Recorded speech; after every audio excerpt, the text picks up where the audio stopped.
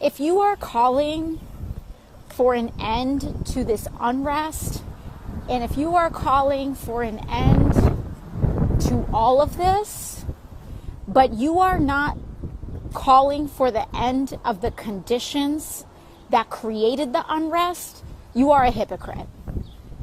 If you don't want to call, if you're trying to call for the end of unrest, but you don't believe healthcare is a human right, if you're afraid to say Black Lives Matter, if you're too scared to call out police brutality, then you aren't asking for an end of unrest. You are asking for injustice to continue and for your people to continue to endure the violence of poverty, the violence of a lack of housing access, the violence of police brutality, and not say a damn thing.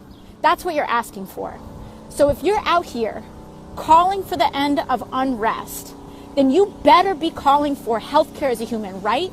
You better be calling for accountability in our policing. You better be supporting community review boards. You better be supporting, the end of housing discrimination. You better be standing up to for-profit real estate developers that are intimidating people and trying to evict them from their homes. That's what you better be calling for. Because if you don't call for those things and you're asking for the end of unrest, all you're asking for is the continuation of quiet oppression.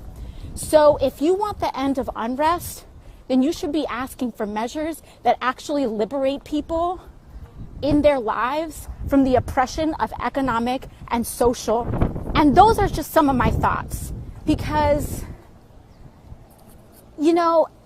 I just can't. I can't with folks that are saying we need to stop this unrest, we need to stop violence, as though charging someone $1,000 a month for insulin that they need to survive isn't violent.